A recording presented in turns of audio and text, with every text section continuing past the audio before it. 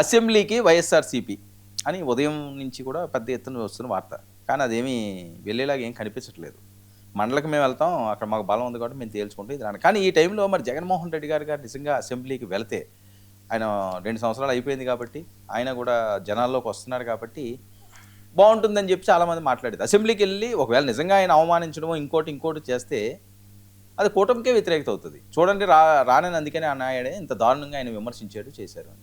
మరి అది ఎందుకు మిస్ చేసుకుంటున్నారు? చాలా సమస్యలు ఉన్నాయంటున్నారు. చాలా సమస్యలు ఉన్నాయంటే రోడ్డు మీద మాట్లాడుకోవడం ఎందుకు? అసెంబ్లీకి వెళ్ళి కదా మాట్లాడాలి. మరి అది ఎందుకు చేయట్లేదు ఆయన స్ట్రాటజీ ఏంటో అర్థం కావట్లేదు. ఇక జగన్మోహన్ రెడ్డి గారు సంచలనమైన బ్రేకింగ్ న్యూస్ అండి ఇది. వారసరాడు గారు పొలిటికల్ ఎంట్రీ అట. అవినాష్ రెడ్డి అసెంబ్లీ కట, హర్షారెడ్డి స్వర్గీయ రాజశేఖర్ రెడ్డి గారి ఘారాల పట్టి మనుమరాలు హర్షారెడ్డి, మాజీ ముఖ్యమంత్రి జగన్మోహన్ రెడ్డి గారి బిడ్డ, భారతి గారి బిడ్డ హర్షారెడ్డి ఈసారి 29లో కడప లోక్సభ స్థానానికి పోటీ చేయడానికి రెడీ అవుతున్నారట. అంటే 3వ తరం వస్తున్నది. చాలా ఆసక్తికరమైన అప్డేట్ ఇది. సరే, అది నిజమైతే చేసే అవకాశం కూడా ఉంటుంది. ఎందుకుంటుంది? జగన్మోహన్ రెడ్డి గారికి వారసురాలైనా వాళ్ళిద్దరు కుమార్తెలే కాబట్టి పెద్ద కుమార్తె రాజకీయాల్లోకి తీసుకొస్తుంటారు వారసత్వంగా. అందులో ఎటువంటి తప్పు లేదు. కానీ చాలా ఇంట్రెస్టింగ్గా మారుతుంది ఈ పొలిటికల్ స్ట్రాటజీ మాత్రం. ఇక కూటమి హుకుం రోతరాతలకు చెక్కి. నేను ముందే చెప్పాను కదా, ఈ పోస్టులు ఇవి అవి వికృతాలు అశ్లీలమైనవి వీటిలన్నిటికీ కూడా ఇంకా రోత పోస్టులకి పిచ్చి వీడియోలకి నెగిటివ్గా చేస్తే మాత్రం తీసుకెళ్లి లోపల పడేస్తామని చెప్పి కూటమి ప్రభుత్వం హుకుం జారీ చేస్తున్నది. మరి ఇప్పటికైనా తగ్గుతుందో లేదో చూడాలి. జనసేన గ్రౌండ్ వర్క్ చేసుకుంటూ వెళ్తున్నది. దాని ఫలితాలు ఎలా ఉంటాయి చర్చిద్దాం. ఈనాడు ప్రైమ్ డిబేట్లో మనతో పాటుగా చర్చలో పాల్గొంటున్నారు బండి పుణ్యశీల గారు, వైసీపీ రాష్ట్ర అధికార ప్రతినిధి, మనతో పాటుగా లైవ్లోకి అందుబాటులో అంటున్నారు. అలాగే ఖమ్మంపాటి శిరీష గారు, టీడీపీ అధికార ప్రతినిధి కూడా కాసేపట్లో మనతో పాటుగా లైవ్లోకి వచ్చారు, మనతో పాటుగా లైవ్లో జాయిన్ అయ్యారు. ఇక కార్తీక్ గారు, కార్తీక్ రాజకీయ విశ్లేషకులు కూడా మనతో పాటుగా లైవ్లోకి అందుబాటులోకి వచ్చారు. ఇక మరో కీలకమైన అంశం పుణ్యశీల గారు ఏంటి వారసురాలని రంగంలోకి దింపుతున్నారంటే నిజమా? 3వ తరం మీకు ఒక అద్భుతమైన శుభవార్త ఏమో. హర్షారెడ్డి గారి ఎంట్రీ ఎలా ఉండబోతుంది? సార్, ముందుగా మీకు అలాగే ప్యానలిస్టులందరికీ అలాగే వీక్షకులకి కూడా నా హృదయపూర్వక నమస్కారం సార్. సార్, ఊహాగానాలు ఊహించుకోవటానికి అన్ని కూడా చాలా బాగుంటాయి సార్. కానీ ప్రస్తుతం వాళ్ళు చక్కగా లండన్ లో చదువుకుంటా ఉన్నారు. ఇంతవరకు కూడా 29కి అది జగన్మోహన్ రెడ్డి గారి నిర్ణయం సార్. అది ఆయన ఇంటెన్షన్, ఆయన నిర్ణయము, ఆయన ఏం ఆలోచిస్తారు అనేది అప్పుడు మనం మాట్లాడుకోవాల్సిందే తప్ప ఊహాగానాలన్నిటికీ కూడా మనం సమాధానం చెప్పాల్సినటువంటి పరిస్థితి అయితే లేదు సార్. ప్రస్తుతం వాళ్ళు చదువుకుంటున్నారు పిల్లలు. వాళ్ళకి రాజకీయం అంటగట్టి మనం ఏదో జనాల్లోకి ఒక వాయిస్ వెళ్ళాలి కదా అన్నట్టుగా మాట్లాడితే బాగోదు సార్. ఎందుకంటే గతంలో కూడా జస్ట్ ఒక 15 to 20 days బ్యాక్ కూడా మరి సోషల్ మీడియాలో కూడా హర్షారెడ్డి గారు వచ్చేస్తున్నారు అని చెప్పని ఇది చేశారు. దాన్ని మళ్ళీ YSRCP social media it's a fake news అని కూడా ఖండించడం కూడా జరిగింది సార్. సో ఎందుకు వస్తున్నది అంటారండి సడన్ గా? అంటే అది నెగిటివ్ ఏం కాదు కదా, ఇప్పుడు దాన్ని అంత సీరియస్ గా తీసుకోవాల్సిన అవసరం లేదు. వారసురాలు ఖచ్చితంగా ఆయన వారసులైనా sir, it's not a negative thought. మీరు చెప్పింది కరెక్ట్. అంత లెజెండరీ పొలిటీషియన్ తర్వాత వారసురాల్ని అనౌన్స్ చేస్తారా చెయ్యరా, ఆయన స్ట్రాటజీ ఏంటి, 29లో ఆయన చేస్తున్నటువంటి 175 నియోజకవర్గాలకి ఇప్పుడు లేడీస్ అంటే 33% రిజర్వేషన్ కూడా అమలు కాబోతోంది. కాబట్టి అసలు ఆయన ఆలోచన విధానం ఎలా ఉంది, ఎక్కడ ఏం చేస్తే బాగుంటుంది అనేది completely it's belongs to YS Jaganmohan Reddy గారు సార్. వారి పుత్రిక గురించి మేము విశ్లేషించడానికి లేదని చెప్తున్నాం. మాకు కరెక్ట్ గా పార్టీ నుంచి దిశ ఎస్ హర్షారెడ్డి ఎంటర్ అవుతున్నారు, మీరు మాట్లాడచ్చు అని మాకు చెప్పేంత వరకు కూడా మేము ఇప్పుడు కాదుగా దీనికి పర్మిషన్ లేవి. సరే, ఇచ్చినప్పుడు అప్పుడు వేరే రాజకీయ పరంగా అది మాట్లాడుకుందాం. దాని మీద కూడా ఎలాంటి విమర్శలు వస్తాయో ప్రతిపక్షాలు అది చూసుకుంటాను. నేను అనేది ఏంటంటే, జగన్మోహన్ రెడ్డి గారు వారసురాలిగా వస్తే, హర్షారెడ్డి గారు రాజకీయాల్లోకి వస్తే ఆహ్వానించదగ్గ అంశమేనా కాదా? 100% సార్. అదే నేను అడుగుతున్నాను. 100%. ఎందుకంటే జగన్మోహన్ రెడ్డి గారి తర్వాత తరం అనేది కూడా చాలా ఆ, ఆహ్వానించదగినటువంటి గౌరవించదగినటువంటి విషయం. మరి ఆ పిల్లల థాట్స్ కూడా, ఎందుకంటే తండ్రికి తగ్గ తనయుడిగా జగన్మోహన్ రెడ్డి గారు నిరూపించుకున్నారు పొలిటికల్ గా. అసలు వాళ్ళకి ఆ ఇంటెన్షన్స్ అసలు ఉన్నాయో లేదో, ఒకవేళ ఉంటే గనక మాత్రం డెఫినెట్ గా జగన్మోహన్ రెడ్డి గారి ఆలోచన శైలే ప్రజలకి మంచి చేసేటటువంటి విధానమే, ప్రజల మెప్పు పొందేటటువంటి ఇదిలోనే మరి తను కూడా మన్నలు పొందుతుంది అని మాత్రమే నా పర్సనల్లీ, నా ఇంటెన్షనల్లీ నేను చెప్తా ఉన్నాను. మీరు కోరుకుంటున్నారా పోనీ వాళ్ళు రావాలని పిల్లలు కూడా? Sir, it's completely their personal sir. వాళ్ళు వస్తే మాత్రం we are very happy. Okay, right, okay. మనతో పాటుగా మస్తాన్ రావు గారు కూడా జాయిన్ అయ్యారు, రాజకీయ విశ్లేషకులు. మరొక అంశం అండి, ఏంటి అసెంబ్లీకి వెళ్ళే ఛాన్స్ లేదా ఇంకా? మీరేంటి పుంజిశీల గారు, అసెంబ్లీకి ఈసారన్నా వెళ్ళే ఛాన్స్ ఉందా? చాలా సమస్యలు ఉన్నాయంటున్నారు, చాలా ప్రాబ్లమ్స్ ఉన్నాయంటున్నారు, రాష్ట్ర వ్యాప్తంగా ఆందోళన చేస్తున్నారు. అసెంబ్లీకి కూడా వెళ్ళి ఆ గళం విప్పితే ఇంకా బాగుంటుంది అని చెప్పి వినిపిస్తున్న టాకు. సో ఆలోచన ఉందా? సార్, ఒక్క మాట అయితే చెప్తున్నాం. నిన్న మీటింగ్ లో కూడా జగన్మోహన్ రెడ్డి గారు మళ్ళీ చెప్పడం జరిగింది, శాసనమండలి, ఇప్పుడు నేను ఒక్క మాట నేను చెప్తా ఉన్నాను సార్, 11 మంది వెళ్ళడం లేదు అని మాట్లాడుతా ఉన్నారు. శాసన మండలిలో మాకు మెజారిటీ ఉంది. అక్కడ మేము క్వశ్చన్ చేస్తున్నప్పుడు అక్కడే ఆన్సర్లు సరిగ్గా రావడం లేదు, అక్కడే సరిగ్గా ఫేస్ చేయడం లేదు. మళ్ళీ ఈ 11 మంది అసెంబ్లీకి వెళ్ళట్లేదు అని ఒక సాకు చూపించడం తప్ప, అసెంబ్లీలో మా ఎమ్మెల్సీలు అడిగే సమాధానాలకే కరెక్ట్ అయినటువంటి జవాబులు ఎక్కడొస్తున్నాయి సార్? చెప్పండి.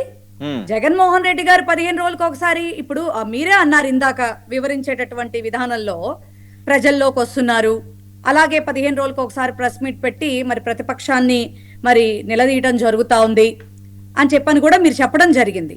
దానికే ఏ రకమైనటువంటి సమాధానాలు, జవాబులు, ప్రజలకి అకౌంటబిలిటీ బయటికి రాకపోతుంటే, ఇప్పుడు అక్కడికి వెళ్ళినా కూడా టైం ఇస్తారా? పోనీ అందరికీ వద్దు సార్, జగన్మోహన్ రెడ్డి గారి వరకు ఏ సబ్జెక్టు మీదైనా సరే ఇంత టైం మేము ఖచ్చితంగా కేటాయిస్తామని చెప్పగలుగుతారా?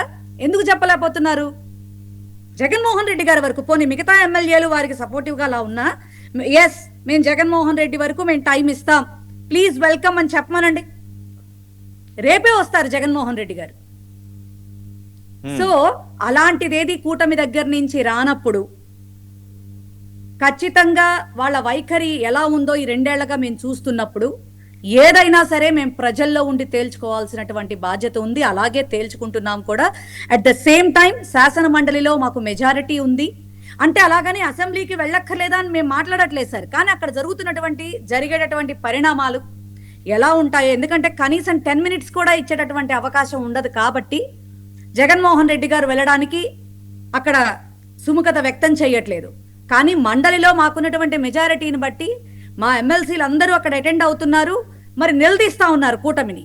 మరి అక్కడి నుంచి కూడా సమాధానాలు మీరన్నట్టుగా రావాలి కదా. వస్తున్నాయా? ప్రజలకి ఉపయోగపడేటటువంటి విధంగా కూటమి ఆన్సర్ చేయగలుగుతోందా? అవి కూడా కౌంట్ అవుతాయి కదా ఖచ్చితంగా. Okay, yes sir, right. Okay, Sirisha గారు, మీరు వినే ఉంటారు ఈ వార్త, నిన్నటి నుంచి కూడా బాగా హల్చల్ చేస్తున్నారు సోషల్ మీడియాలో, మీరు యాక్టివ్గానే ఉంటారు కాబట్టి. జగన్మోహన్ రెడ్డి గారు వారసులు పొలిటికల్ ఎంట్రీ, వారసురాలు, ఆయనకు వారసులు లేరు కాబట్టి వారసురాలన్నా వాళ్ళిద్దరు పిల్లలే కాబట్టి ఆ బెడ్లో వాళ్ళు వస్తున్నారు. అంటే 3వ తరం ఎంట్రీ అవుతున్నారు. అది ఏంటి? కడపలో ఎప్పుడైతే మొన్న ఎలక్షన్లో వాళ్ళకి అనుకున్నంతగా రాలేదో, గతంలో ఎప్పుడూ చూడనటువంటి ఓటమిని చూసారో, ఇంకా అది మళ్ళీ రిపీట్ కాకూడదు అంటే ఒక స్ట్రాంగ్ ఉండాలి. అది కూడా రాజశేఖర రెడ్డి గారు మనవరాలు అయితే బాగుంటుందని చెప్పి ఆలోచన చేస్తున్నట్లుగా వస్తున్న వార్తల నేపథ్యం. సో ఆవిడ వచ్చారంటే ఒక్క ప్రాంతానికే పరిమితం కాదు, రాష్ట్ర వ్యాప్తంగా ఎఫెక్ట్ ఉంటుంది, వారసురాలు వచ్చింది రోయ్ అని. సో ఇది వాళ్ళ స్ట్రాటజీ. మరి ఇదేమన్నా మీకు ఎఫెక్ట్ తగిలే అవకాశం ఉంటుందా? ఒకవేళ వస్తే ఎలా ఉండే ఛాన్స్ ఉంటుంది? ముందుగా వర్మ గారు, మీకు 99 వీక్షకులకి అలాగే ప్యానలిస్టులు అందరికీ కూడా నా నమస్కారాలు.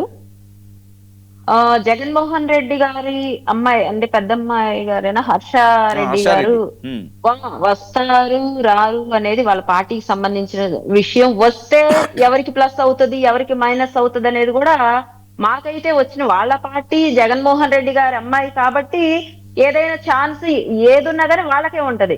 ఇకపోతే వాళ్ళ అమ్మాయిని రాజకీయాల్లోకి లాగారు అనే మాట మీరు అనకుండా ఉంటే నేను ఒక మాట ఇక్కడ గుర్తు చేయదలుచుకున్నాను. ఏంటంటే గతంలో షర్మిలారెడ్డి గారు కూడాను జగన్మోహన్ రెడ్డి గారు జైల్లో ఉన్నప్పుడు పాదయాత్ర చేసి మరి పార్టీని నిలబెట్టారండి.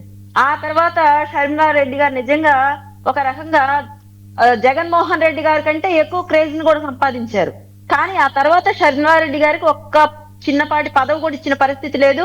ఆ తర్వాత జరిగిన పరిణామాలన్నీ కూడా మన కళ్ళతో చూస్తున్నాం.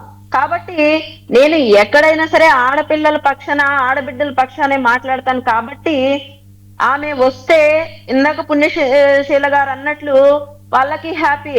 కానీ వచ్చిన ఆడబిడ్డల్ని గౌరవప్రదంగా వాళ్ళకి తగినటువంటి విధంగా చూడాలి అనేది కూటమి ప్రభుత్వ మహిళగా నా ఆకాంక్ష.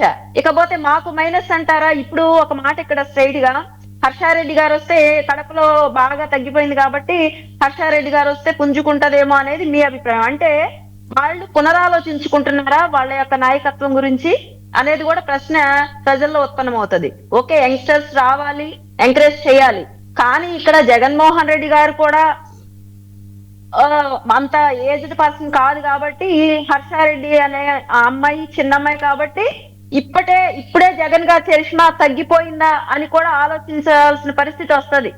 అంటే నేను ఆ అమ్మాయిని ఏదో రాజకీయాల్లోకి లాగాలనో ఇంకొకటి నేను మాట్లాడలా. జగన్మోహన్ రెడ్డి గారి చరిష్మా తగ్గిపోయి పార్టీని నిలబెట్టాల్సిన పరిస్థితిలో ఆయన జైల్లో ఉన్నప్పుడు వాళ్ళ చెల్లి గారు నిలబెట్టారు. ఇప్పుడు మళ్ళీ అలాంటి సిచ్యువేషనే వచ్చిందా ఒకవేళ హర్షారెడ్డి గారు వచ్చి మళ్ళీ నిలబడడానికి అనేది ఇక్కడ ఆలోచించాల్సినటువంటి పాయింట్. ఇకపోతే మాకంటారా, ఎంతో మంది వస్తున్నారు పోతున్నారు. ఈవెన్ చంద్రబాబు నాయుడు గారు కోట్ల విజయభాస్కర్ రెడ్డి గారు కానివ్వండి, జనార్దన్ రెడ్డి గారు కానివ్వండి, చెన్నారెడ్డి గారు కానివ్వండి, రాజశేఖర్ రెడ్డి గారు కానివ్వండి, కిరణ్ కుమార్ రెడ్డి గారు కానివ్వండి, జగన్మోహన్ రెడ్డి గారు కానివ్వండి, అవతల ఎవరు ఉన్నా కానీ ఇటువైపు సింగిల్ గా చంద్రబాబు నాయుడు గారే ఉంటున్నారు. కాబట్టి తెలుగుదేశం పార్టీకి వచ్చిన నష్టము డోకా ఏమీ లేదు. ఓకే, ఏంటి జగన్మోహన్ రెడ్డి గారు అసెంబ్లీకి వచ్చే ఛాన్స్ ఉందని వార్త వచ్చింది, లేదు మండలికే వెళ్తారని మరొకరు అంటున్నారు. ఎందుకు వస్తే మీరు సమయం ఇవ్వరా? ఆయన మాట్లాడినవరా అండి? ఒక మాజీ ముఖ్యమంత్రి కదా, ఎందుకు ఇవ్వట్లేదు మీరు సమయం? ఆయన అడిగినంత ఇవ్వచ్చు కదా. మీ సమస్య మీరు చేసే తప్పులన్నింటినీ ఎండగడతారట ఆయన అక్కడ. 100% వాళ్ళు రావాలని మేము కోరుకుంటున్నాం, మేము స్వాగతిస్తున్నాం. ప్రతిసారి అసెంబ్లీకి రమ్మనే చెప్తున్నాం. అసలు అయినా కానీ సమయం ఇస్తేనే వస్తాము, లేదంటే ప్రతిపక్ష హోదా ఇస్తేనే వస్తాము అని అనటం ఎంతవరకు బాధ్యతాయుతమైన పనండి? సమయం ఇస్తారు, ముందు మీరు అసెంబ్లీకి రండి, అసెంబ్లీకి వచ్చి మీ గళం మీరు వినిపించండి. అసలు అధికార పార్టీనే ఆయన మీరు నేను కాతల్లి అక్కడ స్పీకర్ గారు చెప్పాలి లేదా సీఎం మీరు మాట్లాడినప్పుడు నేను విన్నాను. పునిశీల్ గారు మీకు నేను ఇస్తానండి, మీరు మాట్లాడిన సేపు ఆవిడ మాట్లాడలేదు కదా, మీకు నేను సమయం ఇస్తాను. వేరే వాళ్ళు ఎవరు లేరు కదా, మీరిద్దరే మాట్లాడుకోవాలి. వీళ్ళిద్దరూ వినిపించదు వెయిట్ చేయండి, అర్థం కావట్లేదు. ఎందుకున్నప్పుడు రావాల్సిన బాధ్యత ఆయనకి లేదా? వచ్చిన తర్వాత విషయం సమయం ఇచ్చారా లేదా అనేది. సమయం ఇవ్వకపోయినా సరే ఫైట్ చేయాలి, సమయం ఇవ్వమని అడగాలి. అది బాధ్యత. ప్రజలు మనకు ఓట్లేసి గెలిపించుకున్నందుకు అది మీరు పునరాలోచించుకోవాలి. అంతేగాని కూటమి వస్తే ఇస్తారా? గతంలోనేమో ప్రతిపక్ష హోదా లేదు, ప్రతిపక్ష హోదా ఇస్తేనే వస్తానన్నారు. ఇప్పుడేమో సమయం ఇస్తాను. ఏంటి డిమాండ్స్? ఎవరి కోసం ప్రజలు ఓట్లు ఎందుకు వేశారు? ఎవరి కోసం వేశారు? అసెంబ్లీలో సమయం ఇస్తారో లేదో అని ఆలోచించుకోకుండా ప్రజలు మీకు ఓట్లు వేశారు. ఆయనకి ఎమ్మెల్యేగా గెలిపించారా? లేదు ప్రతిపక్ష హోదా వచ్చిందో రాదో అని చెప్పి ఆలోచనలో ఉండి ప్రజలు ఆ ప్రతిపక్ష హోదా వస్తుంది అని చెప్పేశారా? రాకపోతే వెళ్ళొద్దు అని వాళ్ళు ఏమైనా చెప్పారా? ఏమన్యాయం చేస్తున్నారండి ఆ ప్రజలు? ఆయన పులివెందుల్లో ఆయన గెలిపించారు కదా ఎమ్మెల్యేగా, ఆ ప్రజలు ఏమన్యాయం చేస్తున్నారు? వాళ్ళ తరపున ఏదో వాణి వినిపించాలి కదా, ఈయన గణం వినిపించాలి కదా, బాధ్యత ఎమ్మెల్యేగా నిలబడాలి కదా. నిలబడకుండా మాకు అది ఇస్తే వస్తాం, ఇది ఇస్తే వస్తాం, ఇది ప్రజల పక్షాన బాధ్యతాయుతమైనటువంటి పని కాదు. మీరు ముందు అసెంబ్లీకి రండి, అసెంబ్లీకి వచ్చే విషయం ఏదన్నా ఉంటే చెప్పండి. వచ్చిన తర్వాత కదా సమయం ఇచ్చారా లేదా అనేది. Right, okay okay Karthik. So Jaganmohan Reddy గారి గారాల బిడ్డ రాజకీయాల్లోకి వస్తున్నారని మీరు కూడా చూసే ఉంటారు కదా, సోషల్ మీడియా చాలా ఎక్కువగా ప్రచారం చేస్తారు. అదేం తప్పు కూడా కాదు, ఖచ్చితంగా వారసురాలని ఎంకరేజ్ చేయడంలో. అందులో యంగ్స్టర్స్ అన్నారు, జంజీ నడుస్తున్నది ఇప్పుడు. అవును, జంజీ కాలం నడుస్తున్నది కాబట్టి రావాలి, వస్తే బాగుంటుంది. మళ్ళీ రాజశేఖర రెడ్డి గారు అదంతా కూడా మూడో తరం అనేసరికల్లా ఒక హైప్ అయితే ఖచ్చితంగా ఉంటుంది. సో అంటున్నారు, సరే వస్తారో రారో అనేది తన అవసరం. ఒకవేళ వస్తే ఎలా ఉండే అవకాశం ఉంటుంది? నిజానికి జగన్మోహన్ రెడ్డి గారు కూడా యంగ్గా ఉన్నప్పుడు 2009లోనే ఎన్నికలు పోటీ చేశారు. సో ఆయన వారసురాలను తీసుకొస్తే చాలా మంచిదే. నిజానికి తీసుకురావాలనే ఆలోచన ఆయనకు ఉందా లేదా మనకు తెలియదు. తీసుకొస్తే మాత్రం 2029 అనేది కరెక్ట్. ఎందుకంటే 2029లో డీలిమిటేషన్ జరిగి మహిళలకు 33% రిజర్వేషన్తో ఎన్నికలు జరగటానికి అవకాశం ఉంది. అవును, 33% సీట్లు మహిళలకు రిజర్వ్ అవుతాయి. మేబీ కడప పార్లమెంట్ స్థానం కూడా మహిళలకు రిజర్వ్ కావచ్చేమో తెలియదు. సో ఆమె రావటానికి మంచి సమయం అయితే 2029 తీసుకొచ్చే ఉద్దేశం జగన్మోహన్ రెడ్డి గారికి ఉంటే. సో యంగ్స్టర్స్ రాజకీయాల్లోకి రావటం అనేది ఒక మంచి పరిణామం, రావటం మంచిది అని మీరు ఇందాక అన్నట్టు జంజీ కల్చర్ నడుస్తుంది కాబట్టి యంగ్స్టర్స్ ఆలోచన రాజకీయాలకు రావటం మంచిది. సో దాన్ని మనం వ్యతిరేకించాం. మరి తీసుకొచ్చే ఆలోచన జగన్మోహన్ రెడ్డి గారికి ఉందా లేదో తెలియదు. అయితే దాంట్లో 2-3 రకాల ఉపయోగాలు. ఇప్పుడు ఆల్రెడీ షర్మిల గారు, విజయమ్మ గారు కొంత జగన్మోహన్ రెడ్డి గారికి ఆపోజిట్గా నిలబడ్డ సమయంలో జగన్మోహన్ రెడ్డి గారి కుటుంబం నుంచి ఒక అమ్మాయి రాజకీయాల్లోకి రావటం, జగన్మోహన్ రెడ్డి గారి పార్టీ తరపున నిలబడటం అనేది ఒకటే ఓకే. కాకపోతే ఇప్పుడు ఒకటి నడుస్తుంది ఏంటంటే నెక్స్ట్ ఎన్నికల్లో వైఎస్ విజయమ్మ గారు కూడా పోటీ చేస్తారేమో, కాదు వైసీపీ తరపున కాదు, గతంలో వైసీపీ తరపునే ఆవిడ. తర్వాత సరే విజయమ్మ గారు అంటే రావచ్చు రాకపోవచ్చు తెలియదు, ప్రచారాలు కావచ్చు సోషల్ మీడియా. కానీ సునీత రెడ్డి గారు ఇండిపెండెంట్గా పోటీ చేయొచ్చు, ఎందుకంటే ఆమెకు న్యాయపరమైన న్యాయం దొరకలేదు అని ఆమె గట్టిగానే మాట్లాడుతుంది, రోజు ప్రెస్ మీట్లో మాట్లాడుతుంది. సో ఆమె పోటీ చేయొచ్చు, నాకు ప్రజాక్షేత్రంలో న్యాయం అన్న జరిగిద్దా అని పోటీ చేయొచ్చు. ఇలా రకరకాల ప్రచారం నడుస్తున్న టైంలో వాళ్ళు పోటీ చేస్తే కొద్దిగా జగన్మోహన్ రెడ్డి గారికి ఇబ్బందికరమైన పరిస్థితి. నేను ఎగ్జాంపుల్ చెప్తున్నానండి. వైఎస్ షర్మిల గారు జగన్మోహన్ రెడ్డి గారికి యాంటీగా రాజకీయాలు స్టార్ట్ చేసిన తర్వాత ఆమె ఎంత సాధించింది పక్కన పెడితే జగన్మోహన్ రెడ్డి గారిని మైనస్ చేయగలిగింది. షర్మిల గారి వల్ల జగన్మోహన్ రెడ్డి గారికి మైనస్ అయింది.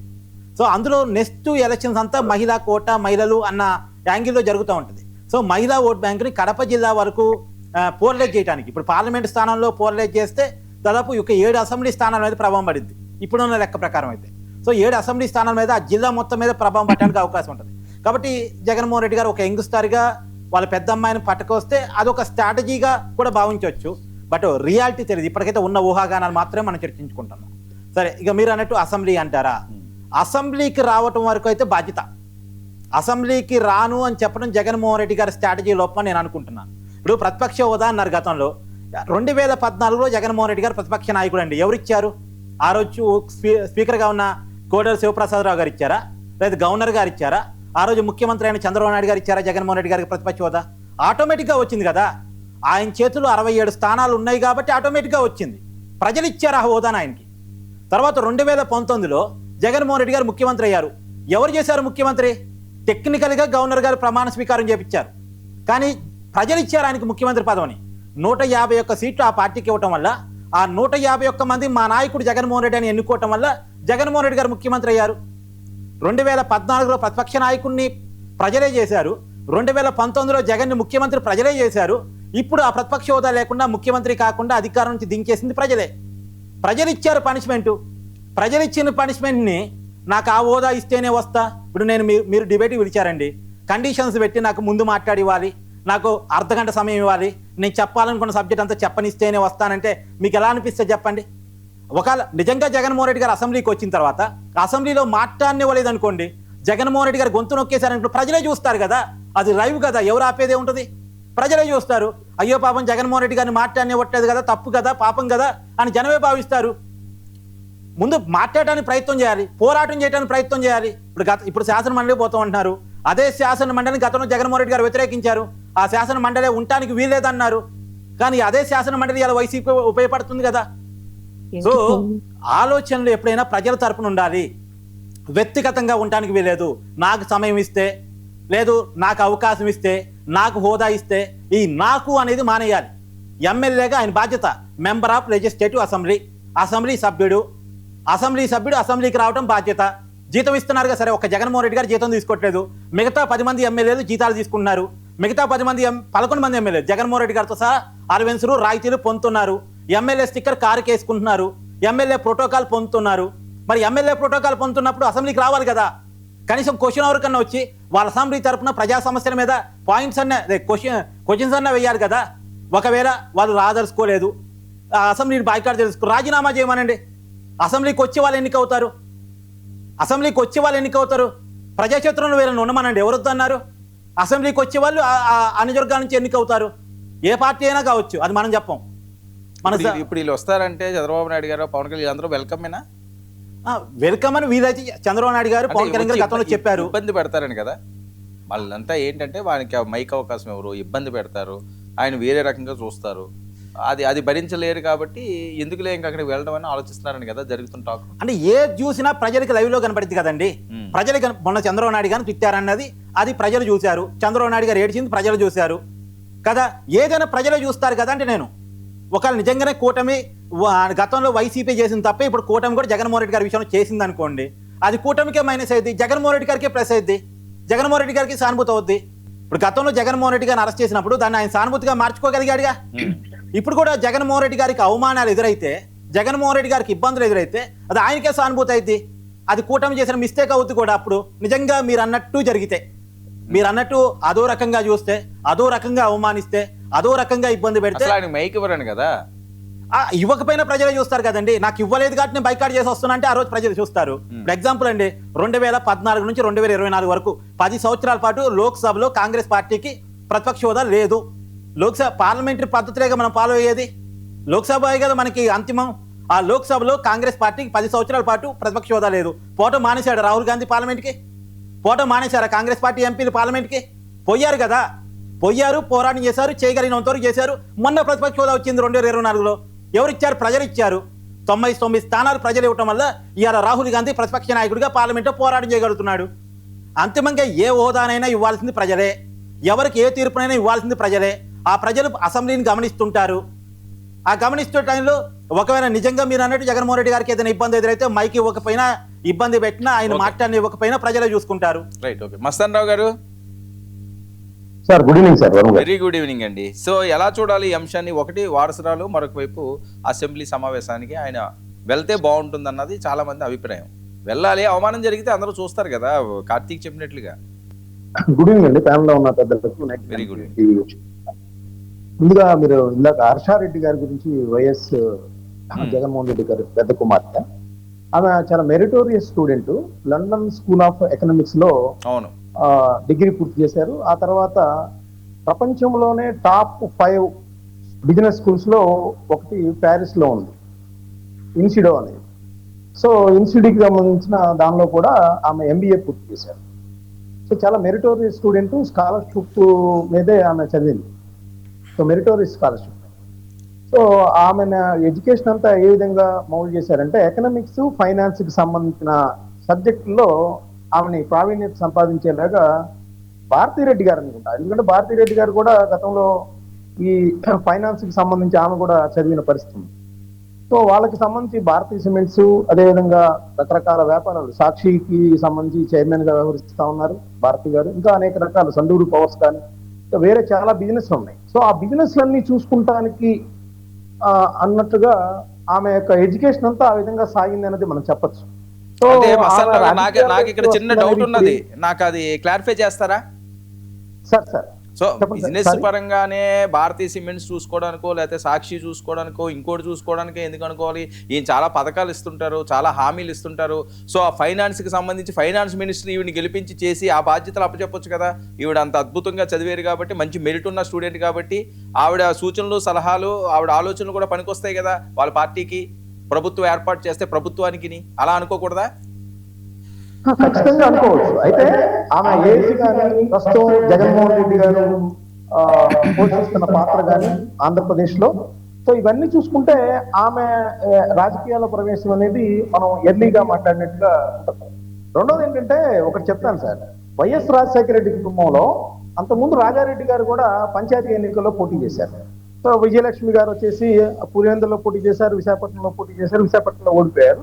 ఇప్పుడు జగన్మోహన్ రెడ్డి గారు గతంలో పార్లమెంట్ సభ్యులయ్యారు, ఇప్పుడు పులివెందుల నుంచి పోటీ చేశారు. ఇప్పుడు అవినాష్ రెడ్డి గారు, ఆ పక్కనే కమలాపురంలోనేమో వైఎస్ రాజశేఖర రెడ్డి గారి బావమరిది పోటీ చేసిన పరిస్థితి. గతంలో ఎమ్మెల్యేగా, మేయర్ గా కూడా కడప మేయర్ గా చేశారు. షర్మిల గారు సార్ ఒక్క నిమిషం షర్మిల గారు వచ్చేసరికి మొన్న పోటీ చేశారు, 1,00,000 పైగా ఓట్లు సంపాదించుకున్నారు. నాకు తెలిసి హర్షారెడ్డి గారి కంటే కూడా వైఎస్ రాజారెడ్డి గారు వారసులుగా వాళ్ళ కుటుంబం చీలిపోయినప్పటికీ కూడా షర్మిల గారి కుమారుడు రాజారెడ్డి అక్కడికి వచ్చే అవకాశం ఉందనేది షర్మిల గారు గతంలో ఇంటర్నల్ టాక్స్ లో చెప్పిన పరిస్థితి.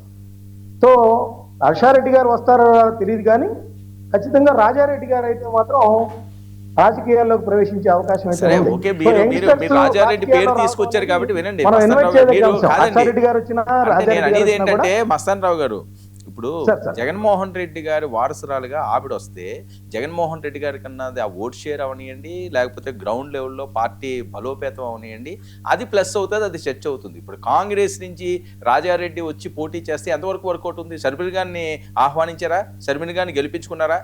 రాజశేఖర రెడ్డి గారికి ఎంత ఇష్టం అమ్మ ఆవిడంటేని, ఎన్నిసార్లు ఎన్ని కథనాలు వచ్చినాయి. అసలు పంచప్రాణాలు కూతురు అంటే ఆయనకి గారాలు పట్టి, అసలు షర్మిల అంటే ఎంత ప్రేమో రాజశేఖర రెడ్డి గారికి అన్నారు. అది అందరికీ తెలిసింది, అది ఓపెన్ సీక్రెట్ అనే. మరి ఆవిడ్ని కడపలో గెలిపించగలిగారా మొన్న? పార్టీలు కూడా చూసుకోవాలి ఖచ్చితంగా కదా. సార్. మీరన్నది కూడా వాస్తవం. ఎందుకంటే వైఎస్ఆర్ కాంగ్రెస్ పార్టీ పెట్టినప్పుడు ఆమె కూడా దానిలో భాగం అనుకున్నారు. ఎప్పుడైతే దానిలో భాగం కాదని జగన్మోహన్ రెడ్డి గారు చెప్పారో ఆ బయటకు వెళ్లాల్సిన తప్పనిసరి పరిస్థితి. అప్పటికే వైఎస్ రాజశేఖర రెడ్డి వారసుడిగా జగన్మోహన్ రెడ్డి గారు ఎస్టాబ్లిష్ అయిపోయారు. సో ఒకసారి ఒకళ్ళు ఎస్టాబ్లిష్ అయిన తర్వాత మళ్ళీ అదే స్థాయిలో బలం పుంజుకోవడం అనేది సాధ్యం కాని పని. ఇప్పుడు షర్మిల గారి విషయంలో అదే జరుగుతూ ఉంది. బట్ నేననేది ఏంటంటే యంగ్స్టర్స్, ఇప్పుడు జంజీ యువత అంతా వస్తూ ఉన్నప్పుడు రాజారెడ్డి గారు కావచ్చు, హర్షారెడ్డి గారు కావచ్చు, రావడాన్ని మనం అందరం కూడా ఇన్వైట్ చేయొచ్చు. వాళ్ళు ఏ విధంగా సక్సెస్ అవుతారనేది కాలం నిర్ణయిస్తుంది. రెండోది, అసెంబ్లీకి సంబంధించి అడిగారు.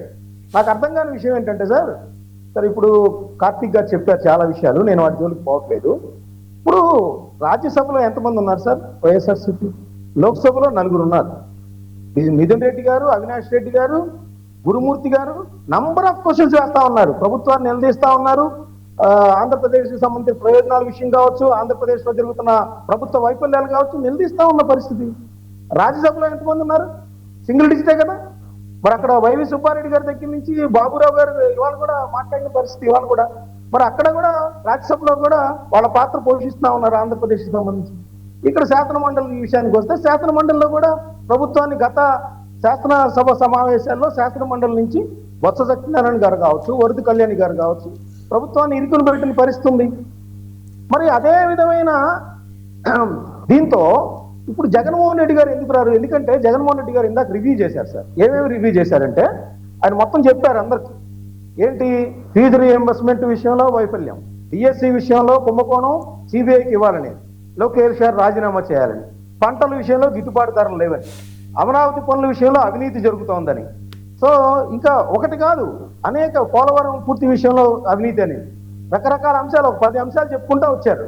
సో అవన్నీ కూడా నిలదీయాలంటే ఈయన ముందుండి పోరాటం చేసి అసలు శాసనసభలో ప్రభుత్వాన్ని నిలదీయటం ద్వారా ఖచ్చితంగా ప్రజల్లో ఒక సంకేతాలు పంపొచ్చు.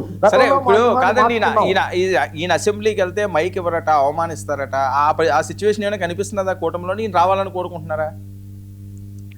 సార్ ఖచ్చితంగా ఇప్పుడు రఘురామకృష్ణరాజు గారు, అయ్యన్న పాత్రుడు గారు లాంటి వాళ్ళు ఉన్నప్పుడు జగన్మోహన్ రెడ్డి గారు రారనేది అందరికీ ఆయన మనస్తత్వం తెలిసిన వాళ్ళందరికీ తెలుసు. కానీ ప్రజల విషయంలో పట్టుదల పక్కన పెట్టి ఇప్పుడు ఇంత పెద్ద ఎత్తున వైఫల్యాలు ఉన్నాయి, లా అండ్ ఆర్డర్ వైఫల్యం ఉంది, అత్యాచారాలు జరుగుతున్నాయి, డిఎస్సి అంటున్నారు, ఫీజు రియంబర్స్మెంట్, ఇన్ని సమస్యలు ఉన్నప్పుడు వాటన్నిటికీ పట్టుదలని పక్కన పెట్టి ప్రజల కోసం, రాష్ట్రం కోసం ఆయన అసెంబ్లీకి వచ్చి నిలదీయాలి. సమయం ఇవ్వకపోతే ఇప్పుడు ఎటు చేస్తున్నారు కదా, అన్ని విషయాల్లో 2-3 గంటలు ప్రెస్ మీట్ పెడతారు, అసెంబ్లీ దగ్గర పెడతారు, అసెంబ్లీ బయట కూడా నిరసన తెలియజేయచ్చు. ఎన్నిసార్లు చేయాలి?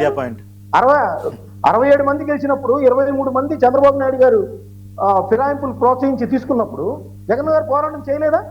చేశారు కదా. మళ్ళీ అధికారంలో కూడా వచ్చారు, అదే అసెంబ్లీలో పోరాటం చేశారు, అదే అసెంబ్లీలో చంద్రబాబు నాయుడు గారు ఫిరాయింపుల్ని ఏ విధంగా ప్రోత్సహిస్తారని నిలదీశారు. మళ్ళీ 151తో అధికారంలోకి వచ్చారు. ఇప్పుడు అదే విధమైన పట్టుదలగా ఇప్పుడు కూడా చూపాలి అని పోరాటం చేయాలనేది కూడా ప్రజలందరూ కోరుకుంటున్నారు. జగన్మోహన్ రెడ్డి గారు మరి ఇప్పుడు ఇందాక చెప్పిందైతే ఆయన ఖచ్చితంగా నేను రానని చెప్పేశారు. ప్రెస్ మీట్ ద్వారానే నేను వెళ్తాననేది కూడా ఆయన ప్రకటించిన పరిస్థితి కూడా మనం ఇక్కడ గమనించాలి. మరి ఇది వైఎస్ఆర్ కాంగ్రెస్ పార్టీకి ఏ విధంగా లాభం చేకూరుస్తుంది అనేది భవిష్యత్తు నిర్ణయిస్తుంది. Okay, right. పునిశేల్ గారు సార్, సరే వెళ్తే మంచిదని అందరూ అంటున్నారు. సరే మీకు అవసరం లేదనుకుంటున్నారు. సరే మీరు ప్రజల్లోనే తేల్చుకుంటారంటున్నారు, తేల్చుకోవచ్చు. మరొకటి, సోషల్ మీడియాలో పోస్టులు అవనియండి, ఏమైనా రాతలు అవనియండి, ఇలాంటి వాటిలన్నిటికీ కూడా కూటమి చాలా సీరియస్గా తీసుకుంటున్నదట, చెక్ పెట్టే పనిలో పడిందట. ఎవరు టార్గెట్? సార్ తన దాకా వస్తే గానీ తలకాయ నొప్పి తెలీదు అన్నట్టుగా ఈరోజు మార్నింగ్ కూడా మీ విశ్లేషణ అది కూడా నేను చూడటం జరిగింది సార్. వాట్ ఎవర్, ఎవరైనా ఒక ఆడపిల్ల ఇప్పుడు ఒక గూటిలో ఉన్నప్పుడు సొంత వాళ్లే ఆ రకంగా వెన్నుపోటు పొడవడం అనేది చాలా దారుణమైనటువంటి విషయం. అది అంటే ఇర్రెస్పెక్టివ్ ఆఫ్ పార్టీస్ పక్కన పెట్టేస్తే లేడీస్ మీద ఎవరైనా కూడా రెస్పెక్ట్ ఇవ్వాలి, రెస్పెక్ట్ పుచ్చుకోవాలి. ఆడవాళ్ళని రోడ్డు మీద వేసి నాటకాలు ఆడటం అనేది అది ఏ పార్టీకి కూడా మంచిది కాదు. నిజంగా దానికి మాత్రం నేను ఒక ఆడపిల్లగా నేను తీవ్రంగా ఖండిస్తా ఉన్నాను సార్. ఏ పార్టీలో ఉన్నటువంటి మహిళలకైనా సరే, మరి మీరన్నట్టుగా చాలా కొన్ని సంవత్సరాల తర్వాత ఆడవాళ్ళు పొలిటికల్ గా చాలా ఉన్నతంగా ముందుకు అడుగులు వేస్తున్నటువంటి ఈ యొక్క సందర్భంలో ఇలాంటి పరిస్థితులు ఉత్పన్నం అవడం అనేది నిజంగా చాలా బాధాకరం. మరి రాయపాటి అరుణ్ గారి విషయంలో పొద్దున నేను విన్నటువంటి పరిస్థితుల్లో గతంలో కూడా అదే పార్టీకి సంబంధించినటువంటి వ్యక్తులు కూడా ఆమెపై దాడి చేయటం కానీ, ఆమెను ఇబ్బంది పెట్టడం కానీ, అలాంటివన్నీ కూడా నిజంగా ఒక పార్టీలో ఒక ఆడపిల్ల ఎదగాలి, ముందుకు రావాలి అంటే మీరన్నట్టు చాలా చాలా అంటే చాలా ఇబ్బందులు ఉంటాయి సార్. ఎందుకంటే ఓర్వలేని కళ్ళు, ఓర్వలేని మనసులు చాలా ఉంటాయి. కానీ ఈ రకంగా కూటమి అని చెప్పుకుంటూ, మరి మేమందరం ఒకటే అని చెప్పుకుంటూ, మేము 15 ఏళ్ళు ముందుకు సాగుతామని చెప్పుకుంటూ మరి ఇలాంటి పనులు చేయడం అనేది చాలా హాస్యాస్పదమైనటువంటి విషయం. ఇక ఇంకొకటి మీరు అన్నారు, ఖచ్చితంగా అదేంటి హుకుం జారీ చేయబోతా ఉంది ఈ కూటమిన. అది అందరికీనా, లేకపోతే వైఎస్ఆర్సీపీ వాళ్ళని మాత్రం సపరేట్ గా పెడుతుందా అనేది? ఎందుకంటే ఇప్పటి వరకు చాలా చూసాంలేండి, ఇప్పటి వరకు చాలా ఇన్సిడెంట్లు చాలా జరిగినాయి, చాలా చూసాం. నా విషయంలో జరిగిన విషయం కూడా ఒకసారి నేను మీకు తెలియపరచడం కూడా జరిగింది. అసలు టీడీపీ సోషల్ మీడియా ఒక ఆడపిల్లని వ్యక్తిత్వ హననం చెయ్యాలంటే అసలు బియాండ్ ద లిమిట్స్ అన్నమాట. అసలు వాళ్ళ గురించి తెలిసినా తెలియకపోయినా పెట్టేది మళ్ళీ లేడీస్ పెట్టరు సార్, ఓన్లీ జెంట్సే పెడతారు, ఆడవాళ్ళు పెట్టరు, జెంట్సే పెడతారు. మరి అదేం పైశాచిక ఆనందమో, మరి అదేమి లోకమో, మరి అయితే ఇందా మీరు అన్నారు సునకానందం అని, అలాంటి ఆనందాలు మరి అదేంటో అర్థం కాదు సార్ నిజంగా. మరి రాజకీయాల్లోకి వచ్చినప్పుడు ఒక సబ్జెక్ట్ పరంగా ఏదైనా ఆడపిల్ల ఏ పార్టీ తరపునైనా సరే సబ్జెక్ట్ పరంగా ఒక ఇష్యూ గురించి ఎయిదర్ గుడ్ ఆర్ బ్యాడ్ మాట్లాడినప్పుడు ఆ కమెంట్స్ అయినా కానీ, లేకపోతే ఇంకెవరైనా పోస్ట్ రూపంలో తిరిగి సమాధానం చెప్పాలి అనుకున్నా కానీ డెఫినెట్ గా భాష అనేది చాలా అదుపులో ఉండాలి సార్. డెఫినెట్ గా అదుపులో ఉండాలి ఎవరైనా సరే. ఎందుకంటే స్త్రీల గురించి మనం చాలా గొప్పగా చెప్తా ఉంటాం. ఇందాక ఇదే సందర్భంగా నేను దీన్ని కంక్లూడ్ చేస్తాను సార్. ఇందాక మరి శిరీష గారు మరి మాట్లాడారు, మరి అవసరానికి జగన్మోహన్ రెడ్డి గారు ఆడపిల్లను ఉపయోగించేసుకున్నారు, తర్వాత ఏమీ చేయలేదు అని చెప్పని అయితే టీడీపీ వాళ్ళు అలా చెప్పడం చాలా బాధాకరం సార్. ఎందుకంటే మరి ఒకప్పుడు జయప్రద గారు, ఒకప్పుడు సాదినేని యామిని గారు, మరి ఆ తర్వాత దివ్యవాణి గారు, మరి ఆ తర్వాత వీళ్ళ సొంత పార్టీ ఎమ్మెల్యేనే జూనియర్ ఎన్టీఆర్ గారు వాళ్ళ తల్లిని తిట్టినప్పుడు వీళ్ళు ఏం మాట్లాడకపోనటువంటి పరిస్థితి. లక్ష్మీ పార్వతి గారిని అసలు సోషల్ మీడియాలో ఐటీడీపీలో ఆవిడ్ని ట్రోల్ చేసేటటువంటి విధానం అంతా ఇంత ఉండదు. ఇది మనం ఏంటంటే కొన్ని మనం చెప్పాలి, చాలా గొప్పగా చెప్తున్నాం, చాలా బాగా చెప్పేస్తా ఉన్నాం అనుకుంటాం కానీ సార్, కానీ అలా ఉండదండి. వాస్తవాలు అలా ఉండవు. ఎందుకంటే ఇప్పుడు నాకు అంటే బాలకృష్ణ గారి డైలాగ్ ఒకటి ఉంటుంది సార్, చూడు ఒకవైపే చూడు రెండో వైపు చూడకని. రెండో వైపు చాలా ఉంటాయి సార్, ఒకవైపు మాత్రమే కనపడుతూ మనం మాట్లాడితే చాలా అది ఎంబారసింగ్ గా ఉంటుంది. రెండో వైపు అనేదే వాస్తవం సార్. ఆ వాస్తవం అనేది ప్రజలు ప్రతిరోజు ప్రతినిత్యం కూడా చూస్తా ఉన్నారు. ఆ తర్వాత ఆవిడ అన్నారు జగన్మోహన్ రెడ్డి గారి చరిష్మా తగ్గిపోయిందా అని. జగన్మోహన్ రెడ్డి గారి charisma never before ever after sir. ఆయన్ని కొట్టడానికి ఆయన చర్మాంకం అయ్యేంత వరకు కూడా ఆయన చరిష్మాని బీట్అవుట్ చేయటానికి ఎవరికి అంత సీన్ అయితే లేదు. ఇదైతే పక్కాగా చెప్తా. ఎందుకంటే కరెక్ట్ ఆయన నమ్మిన సిద్ధాంతాన్ని ప్రజల కోసం కరెక్ట్ గా ప్రజల్లో మెన్షన్ చేయగలిగినటువంటి వ్యక్తి, ఇచ్చిన మాటను నిలబెట్టుకునేటటువంటి వ్యక్తి. ఎక్కడో మాట అక్కడో మాట, పూటకో ఎవ్వరం, లేకపోతే గద్దెనెక్కక ముందు ఒక మాట, గద్దెనెక్కిన తర్వాత ఒక మాట, గద్దెనెక్కక ముందు చేసేస్తాం, గద్దెనెక్కిన తర్వాత చెయ్యాలని అనుకున్నాం గాని చెయ్యలేకపోతా ఉన్నాం అని చెప్పేటటువంటి వ్యవహారాలు అయితే ఉండవు సార్ జగన్మోహన్ రెడ్డి గారి దగ్గర. కష్టమైనా నష్టమైనా ఏదైనా సరే 100కి 90% మాట ఇచ్చాడంటే ఖచ్చితంగా నిలబెట్టుకుని తీరతాడు. అటువంటి వ్యక్తి. ఇంకా ఇంకొకటి సార్, ఆవిడ అసెంబ్లీ పరంగా కూడా మరి మీరు బాధ్యతల గురించి జగన్మోహన్ రెడ్డి గారికి ఒకళ్ళతో చెప్పించుకునేటటువంటి పరిస్థితి లేదు సార్. రాజ్యాంగబద్ధంగా వారు అనేది ఏంటంటే, ఇప్పుడు మీరు 100% కరెక్ట్ సార్, ఎవరైనా సరే గెలిస్తే ఖచ్చితంగా ఎయిదర్ కౌన్సిల్ ఆర్ అసెంబ్లీ డెఫినెట్గా వీ హ్యావ్ టు యూటిలైజ్డ్, ఖచ్చితంగా యూటిలైజ్ చేసుకోవాలి. ఖచ్చితంగా జగన్మోహన్ రెడ్డి గారి ఆలోచన మరి అక్కడ న్యాయం జరగదు, ప్రజల కోసం మనం మాట్లాడాలి అని. ఎందుకంటే సార్ మీకు చిన్న ఎగ్జాంపుల్, ఎందుకంటే ఆయన ఇప్పుడు రాష్ట్రంలో ఉన్నటువంటి ఇన్ని విషయాలు ఏవైతే ఉన్నాయో, ప్రజల కోసం, ప్రజలకు ఇబ్బందికరమైన పరిస్థితులు ఏవైతే రాష్ట్రంలో జరుగుతున్నాయో అవన్నీ కూడా ఒక ప్రెస్ మీట్ ద్వారానే 2.5 గంటల సేపు పడుతోంది. ఆ 2.5 గంటల సేపు మేము ప్రశ్నించడానికి జగన్మోహన్ రెడ్డి గారికి, సరే ప్రతిపక్ష హోదా ఇవన్నీ పక్కన పెట్టండి, కేవలం ఒక జగన్మోహన్ రెడ్డి 11 మంది మాట్లాడరు అనేది పక్కన పెడితే, జగన్మోహన్ రెడ్డి గారి వరకు అసలు అంత టైం ఇవ్వగలిగేటటువంటి స్టామినా అసెంబ్లీకి ఉందా? స్పీకర్ గారి ద్వారా, చంద్రబాబు నాయుడు గారి ద్వారా, పవన్ కళ్యాణ్ గారి ద్వారా ఈ మాట చెప్పించండి, రేపే జగన్మోహన్ రెడ్డి గారు అసెంబ్లీకి వస్తారు, మేము చెప్తా ఉన్నాం. Okay, right. అది రాజ్యాంగబద్ధంగా అడుగుతున్నామే తప్ప, ఇది ఇక్కడ నేను వచ్చేస్తారు అని చెప్పినంత మాత్రాన జగన్మోహన్ రెడ్డి గారు వచ్చేస్తారని కాదు, వచ్చేసేయండి మిమ్మల్ని ఎవరు ఆపుతారు అని శిరీష గారు అనగానే అక్కడ జరిగే సిచ్యువేషన్స్ అలా ఉండవు. ఓకే, మేమిద్దరం జస్ట్ స్పోక్స్ పర్సన్స్ మాత్రమే, మా పార్టీ యొక్క విధి విధానాలు ప్రజలకి వివరించడానికి మాత్రమే ఇక్కడ ఉంటాం. మేము నిర్ణయాలు తీసుకునేది we are not a decision makers sir. అంటే పుణ్యశీల గారు ఇక్కడ చాలా ఇప్పుడు అందరూ మాట్లాడేది ఒకటేనండి, అసలు సార్ ఏదన్నా ఒకటి రుచి చూసిన తర్వాత కదా అది బాగుందో బాగలేదో తెలిసేది. ఒక్కసారి వెళ్ళి నిజంగా అవమానం జరిగితే ఇదిగో మళ్ళీ నేను రాను అని చంద్రబాబు నాయుడు గారు శపథం చేసి వచ్చేస్తే అయిపోయింది కదా. అసలు వెళ్లకుండానే ఇలా చేస్తారు అలా చేస్తారు అన్నది ఆ ఊహాగానాలు అవసరమా సార్? ఆయన ఆలోచన శైలి ప్రజల్లోనే తేల్చుకోవాలి, ఇది ప్రజలకే చెప్పాలి, ప్రజల దగ్గరే మమేకం అవ్వాలి అనేటటువంటి ఆలోచనతో ఆయన ఉంటున్నారు. మీరు అన్నది కరెక్టే సార్, మేము కాదని మేము అనట్లేదు. జగన్మోహన్ రెడ్డి గారు ప్రజల దగ్గర ఉండి ప్రజలతో మాట్లాడాలి, ప్రజలతో ఉండాలి, ప్రజల దగ్గరికి వెళ్ళి వివరించాలి అని అనుకుంటున్నారు. ఓకే, ఇప్పుడు ఎందుకంటే జనరల్లీ ప్రతి ఒక్కళ్ళకి ఒక్కొక్క రకమైనటువంటి ఆలోచన విధానం ఉంటుంది. ఆ ఆలోచన విధానంలో అల్టిమేట్లీ ప్రజలకి సమాధానం చెప్పడం, ప్రజల కోసం పోరాటం, ప్రజల కోసం నిలబడటం మాత్రమే అనేది ఎవరికైనా ఏ పార్టీకైనా కూడా అది 100% జగన్మోహన్ రెడ్డి గారు చేయగలుగుతున్నారు సార్. ఈ విషయంలో కూడా ఆయన స్టెప్ తీసుకుంటారేమో, wait and see sir. Okay, right. Shirisha గారు. సార్ వర్మ గారు, ఇప్పుడు ఇందాక పుణ్యశీల గారు చెప్పారు ఫస్ట్ నుండి నేను వస్తాను, నేను ఇంతసేపు వెయిట్ చేసి ఎక్కడా క్రాస్ టాక్ చేయకుండా చూసే టీవీలు చూసే ప్రేక్షకులు ఎవరైతే వీక్షకులు ఉన్నారో వాళ్ళకి ఇబ్బంది కలగకూడదు, క్లారిటీగా ఉండాలని చెప్పి నేను వెయిట్ చేసి మీరే మాట్లాడేది. కానీ ఈ ప్రశ్న కూడా అందులో తీసుకోండి, ఎందుకంటే రాయపాటి అరుణాకి బెదిరింపులట, మీ వాళ్ళే మీ ఎమ్మెల్యే గారు తాలూకా వాళ్ళే చేస్తున్నారట, అసలు ఎందుకు జరుగుతున్నాయి ఇవన్నీ కూడా మీకు కూడా ఆవిడ బాగా తెలిసిన ఆవిడ కదా, ఇది కూడా చెప్పండి, కంటిన్యూ చేయండి.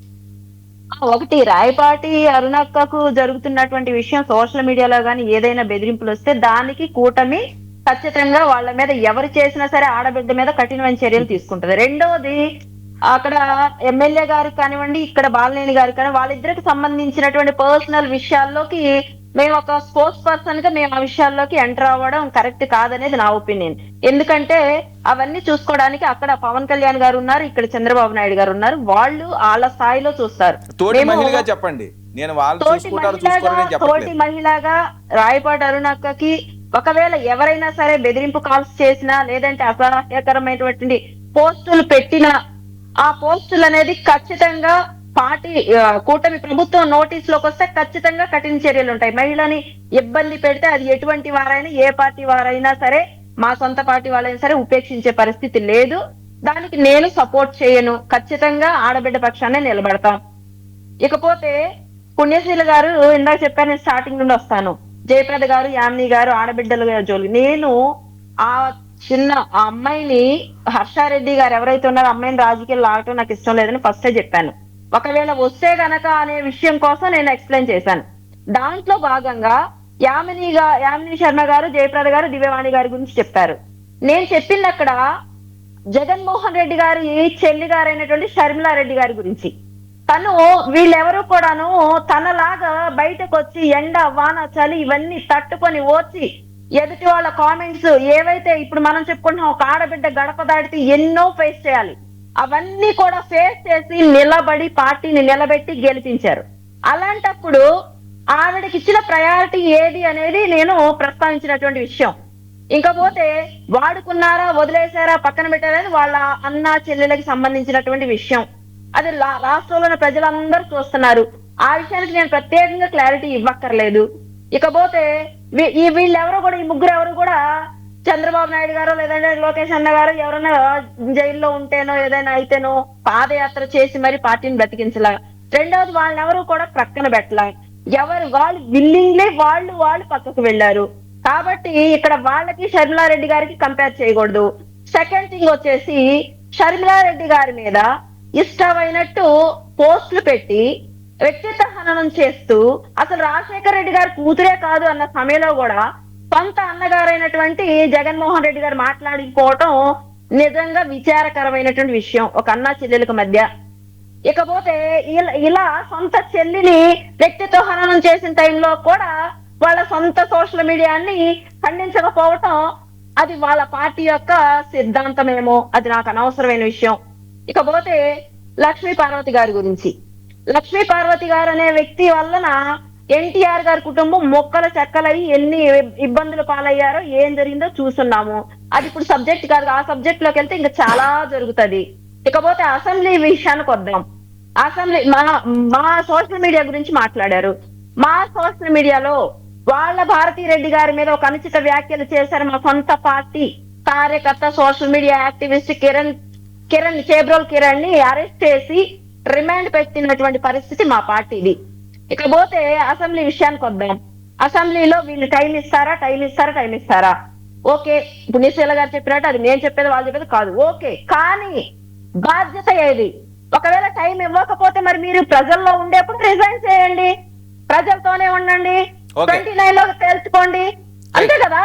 ప్రజలు మనకు బాధ్యత. ఇప్పుడు మేము మాట్లాడుతున్నాం సార్, మా మీడియా ముందు నుంచి నిలబడి ఎందుకు స్ట్రైట్ గా ఒకటి చెప్పండి. సోషల్ మీడియాపై ఆంక్షలు ఉక్కుపాదం మోపుతున్నారట, అందరికీ వర్తిస్తుందా కొంతమందికి అన్నది వాళ్ళ ప్రశ్న. స్ట్రైట్ గా చెప్పండి, సింపుల్ గా.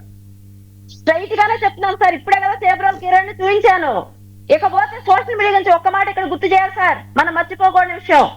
బ్రహ్మం చౌదరి, ఖమ్మ కార్పొరేషన్ చైర్మన్ బ్రహ్మం చౌదరి గారు, ఆయన కనీసం కాన్షియస్ లో కూడా లేకుండా హాస్పిటల్లో ఉంటే బ్రెయిన్ స్ట్రోక్ వచ్చి వాళ్ళ వైఫ్ మీద ఎన్ని రకాలుగా, ఎంత దారుణంగా, ఎంత జుగుప్సాకరంగా వైసీపీ సోషల్ మీడియా ఇష్టం వచ్చినట్టు పోస్టులు పెట్టింది. ఎప్పటికో వద్దు, దీనికి ఆన్సర్ చేయమనండి. ఎవరు సోషల్ మీడియా ఎటువంటి దుర్మార్గంగా ప్రవర్తిస్తుంది అనే దానికి ఉదాహరణ. సార్ ఒక్క నిమిషం టైం ఇస్తారా? మీరే కన్క్లూడ్ చేద్దరు కానీ ఒక్క నిమిషం అలా అయిపోయినామండి. సోషల్ మీడియాపై ఆంక్షలు ఎలా చూడాలి, అది పారదర్శకంగా జరుగుతుందా లేదా అన్నది చర్చ. నిజానికి సోషల్ మీడియా మీద ప్రభుత్వాల ఆంక్షల కంటే సెల్ఫ్ కంట్రోలింగ్ అవసరం అనేది నా వ్యక్తిగత వాదన. సరే, సెల్ఫ్ కంట్రోలింగ్ లేనప్పుడు ప్రభుత్వాలు ఆటోమేటిక్గా పెడతాయి. కానీ ప్రభుత్వం అన్న తర్వాత ఒక చట్టం తీసుకొచ్చిన తర్వాత అది ఏ మోడల్లో అమలు చేస్తారు అంటే వాళ్ళని విమర్శించిన వాళ్ళ మీద పెడతారా, లేదు అంటే తప్పుగా మాట్లాడిన వాళ్ళ మీద పెడతారా? సరే, ఇవాళ కూటమి తీసుకొచ్చిన ఒక చట్టాన్ని వాళ్ళు సరిగానే అమలు చేయొచ్చు, రేపొద్దున జగన్మోహన్ రెడ్డి గారు రావచ్చు, దాన్ని రాంగ్ ట్రాక్లో తీసుకెళ్ళవచ్చు. ఎగ్జాంపుల్ కోసం చెప్తానండి మీకు. అంటే వీళ్ళేదో బాగా చేస్తారు, ఆయన ఏదో చేయడు అన్న దానికోసం కాదు, కేవలం ఎగ్జాంపుల్ కోసం చెప్తున్నాను. అంటే ఒకళ్ళు ఒక రకంగా ఇప్పుడు చట్టాలు లేక కాదు, ఆ చట్టాల అమలు ఎలా ఉంది అనేది పాయింట్. కానీ నేనేమంటానంటే ఇక్కడ ఏ పార్టీ అయినా, ఏ సోషల్ మీడియా యాక్టివిస్ట్ అయినా ముందు సెల్ఫ్ కంట్రోలింగ్ అవసరం. రాజకీయ పార్టీలు కూడా తమ పార్టీ కార్యకర్తని కంట్రోల్ చేయాల్సిన అవసరం ఉంది. ఇప్పుడు ఎగ్జాంపుల్ వైసీపీ వల్లా రవీందర్ రెడ్డి మనం చూసాం, ఏ రకంగా మాట్లాడాడు, ఏ రకంగా పోస్టులు పెట్టాడు. పోసానికి ఇష్టం మళ్ళీ డైరెక్ట్గా ఓపెన్ మీడియా సమావేశాల్లో ఏ రకంగా మాట్లాడాడు. ఇప్పుడు వాళ్ళు కొంతమంది పేర్లు చెప్తారు, ఓకే, అందుకని చెప్పా వాళ్ళు అటువైపు ఇటువైపు. మరి ఇటువైపు మరి ఎస్ట్రీమ్ ఉన్న పేర్లు చెప్తారు, ఎవరి పేర్లు వాళ్ళ పేరు కాదు, ఎస్ట్రీమ్ ఉన్న పేర్లు. బోర్గడ్డ అనిల్ కుమార్ ఉన్నాడు, చాలా ఎస్ట్రీమ్ కదా.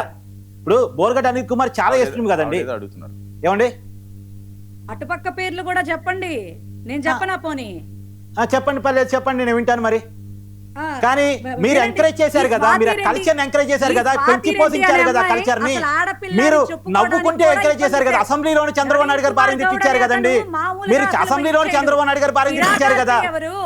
ఇప్పుడు కాదండి, వీళ్ళు నేను- అద్భుతంగా నేను- ఇది చేయడం ఏంటి? జగన్మోహన్ రెడ్డి గారు ఒకవేళ వస్తే ప్రభుత్వంలో నేను రాంగ్ కిరాకార్పి తప్పు మాట్లాడినా ఖండించే వ్యక్తిని, ఇంకా మీరు చెప్తే ఇంకే సోకాల్డ్ పర్సన్ తప్పుగా మాట్లాడినా ఖండించే వ్యక్తిని, దాంట్లో నాకేం భిన్నాభిప్రాయం లేదు. నేను ఒకరిని ఖండించను ఒకరిని సపోర్ట్ చేస్తాను అనేది ఏం లేదు. నేను అందుకని చెప్పాను ఇందాక ఎగ్జాంపుల్ కూడా కేవలం ఎగ్జాంపుల్ కోసం చెప్తున్నాను చెప్పాను. కానీ ఒక తప్పుడు కల్చర్ని మీరు పెంచి పోషించారు కదా, మహిళల మీద ఇష్టం వచ్చిన దాడి చెప్పారు కదా. ఇప్పుడు ఎగ్జాంపుల్ షర్మిలా గారు ఎవరికి పుట్టారని మాట్లాడిచ్చారు. ఏంటంటే ఆ కామెంట్ మరి? షర్మిలా గారు ఎవరికి పుట్టారని మాట్లాడిచ్చారు. ఏంటి ఆ కామెంట్ మరి? నేను ఆ మాట కూడా అన్నాను. నేను మళ్ళీ వినండి ఫస్ట్.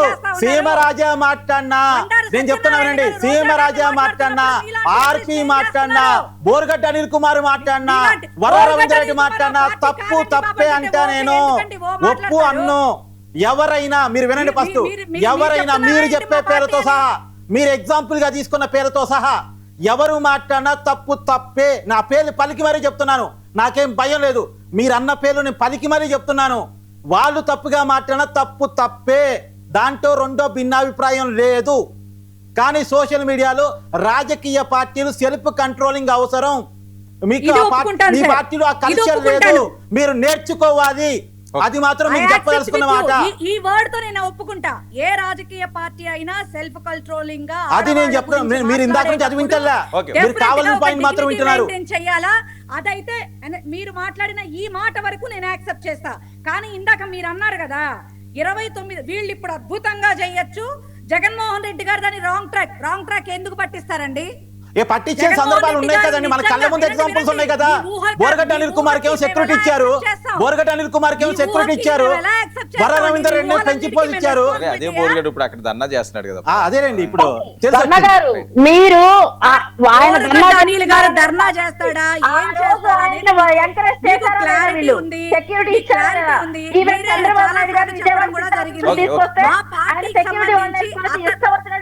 ఆ రోజు నేనే ప్రత్యక్ష సాక్షిని. ఏంటండి వాయిస్ అరెస్ట్ చేసిన రోజు, విజయవాడ సిటీ ఆఫీస్ కు తీసుకొచ్చిన రోజు ఇదే బోరగడ్డ నీళ్లు సెక్యూరిటీ ఇచ్చారు జగన్మోహన్ రెడ్డి గారు. ఆ సెక్యూరిటీ వాళ్ళని గన్మెన్ వేసుకొని అక్కడ సిటీ ఆఫీస్ ప్రక్కన ఎంత వేరంగం చేశారో తెలుసా? అదే రోజు నేను అక్కడ ప్రత్యక్ష సాక్షిని. ఈ రోజు బోరగడ్డతో మాకు సంబంధం లేదని వాళ్ళు చేతులు చూపుకోవడానికి వీల్లేదు సార్. ఆ రోజు ఖండించి సాక్షి ఛానల్ లో చెప్పారు కదండి బోర్గడ్డ అనిల్ కుమార్ వైసీపీ లీడర్ అని. సరే ఓకే, ఇప్పుడు బోర్గడ్డ అంశం ఎందుకులేండి, టాపిక్ డైవర్ట్ అవుతుంది. మస్తాన్ గారు టాపిక్ డైవర్ట్ కాదు. అక్కడ ఆయన చేసి ఆ రోజు సెక్యూరిటీ కల్పించకుండా ఉంటే ఆయన ఇష్టారాజ్యంగా వాళ్ళ తలలు తీస్తాను, వేడ నీడ్చుకెళ్తాను అని ఇంకా చెప్పాలంటే ఆ భాష అసలు మాట్లాడుకోవడానికి జుగుప్సాకరమైన భాష. అటువంటి భాష వాడిన రోజు బండారు సత్యనారాయణ గారు మాట్లాడినప్పుడు తీర్థం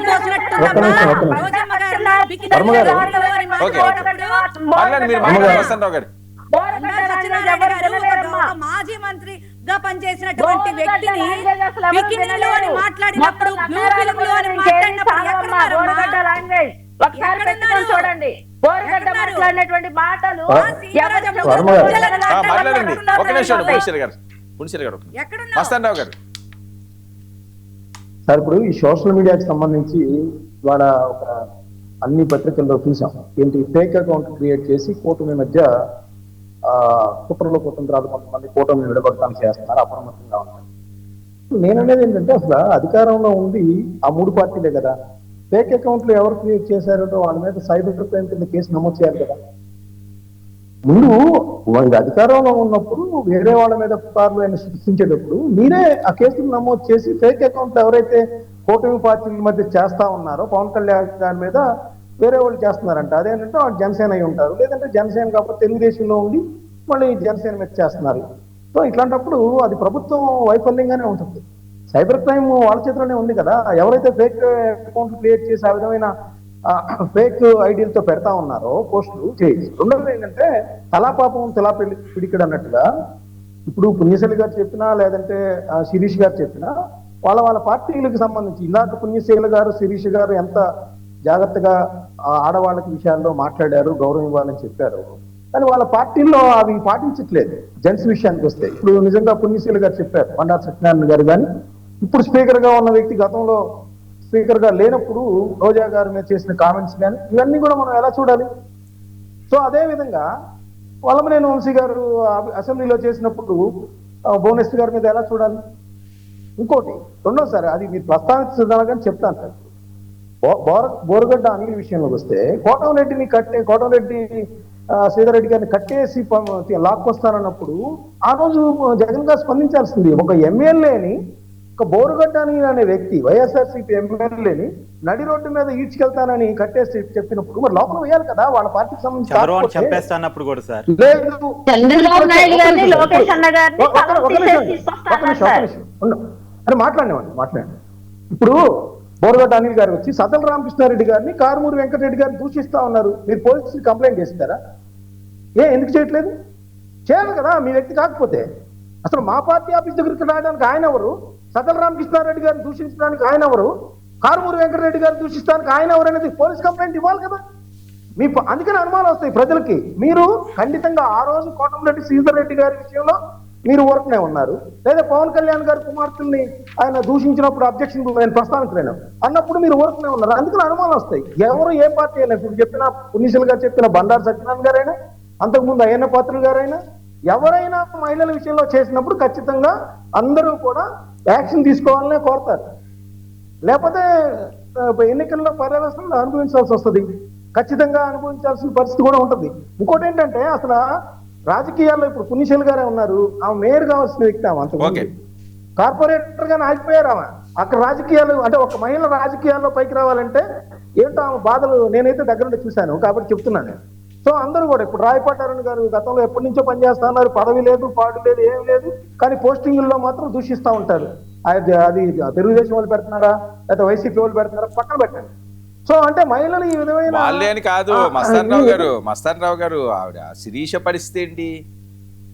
అమరావతిలోని ఆ రైతుల్లోని రోడ్ల మీద తిరిగి ఎవరెవరితోటో ఏవేవో ఇంకెందుకు అన్నీ మాట్లాడుకుంటే ఇబ్బందికరంగా ఉంటుంది. ఒక మహిళని పెట్టి మాట్లాడే పరిస్థితి ఉండదు కాబట్టి దుశ్శాసన పర్వాలు చూసి వచ్చారు వాళ్ళకి ఒక కుటుంబాలు ఉంటాయి కదండి.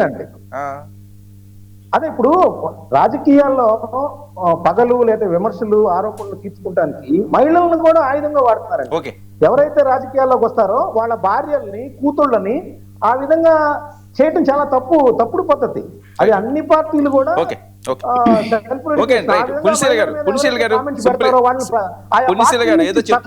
డిస్మిస్ చేస్తామని చెప్పాల్సిన అవసరం ఉంది.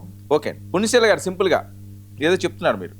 సార్ నేను ఇప్పుడు కూటమి, ఇప్పుడు ఇందాక సార్ వాళ్ళను దాన్ని విభేదించడమా లేకపోతే సపోర్ట్ చేయడమా అనేది అయితే కాదు సార్. చట్టం అనేది అందరికీ ఒకేలా ఉండాలి. ఇది మాత్రం వాస్తవంతో కూడినటువంటి విషయం. ఆడవాళ్ల మీద ఎవరు మాట్లాడినా కూడా అది ఇర్రెస్పెక్టివ్ ఆఫ్ పార్టీస్గా ఉంటే దాన్ని చట్టం అంటారు, కానీ లేకపోతే చుట్టం అంటారు సార్.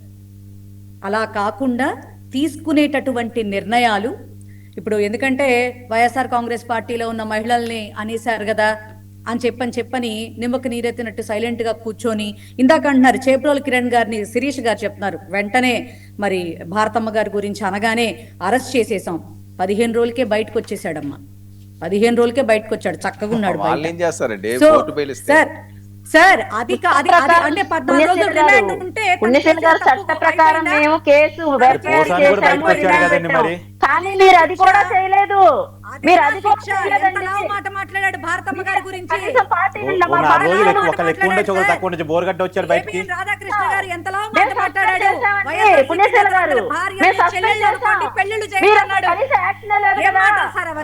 అంతకన్నా ఎక్కువ మాట బోరగడ్డ కూడా బయట ఉన్నాడండి. ఓకే, ఒక విషయం అండి పుణ్యశీల గారు, రాధాకృష్ణ మీద మేము రిపోర్ట్ చేశాం సార్. రిపోర్ట్ చేశాం, అక్నాలెడ్జ్‌మెంట్ల వరకు ఇచ్చారు. ఏం యాక్షన్ తీసుకున్నారు? అమ్మా పుణ్యశీల గారు ఒక మాట, సజ్జల రామకృష్ణారెడ్డి గారు అమరావతి మహిళలు సంకల్ప జాతి మహిళలు అన్నారు. ఆయన మీద ఏమైనా చర్యలు ఉన్నాయా? అమరావతి మహిళలు సంకల్ప ఓకే మీరు మహిళలు మీరు దూషించుకోకండి. మీరు వినండి ఒక్క విషయం శిరీష్ గారు, పుణ్యశీల గారు, ఒకటి వినండి. ఇప్పుడు పార్టీల పరంగా మీరు ఏదైనా మాట్లాడుకోండి. మహిళకి ఇబ్బంది అయినప్పుడు ఒకరికొకరు సాయం చేసుకోండి, ఒకరి కోసం ఒకరు మాట్లాడండి. మీరు వేరే వాళ్ళ ట్రాపుల్లో పడారంటే మీకే ఇబ్బంది. Thank you so much.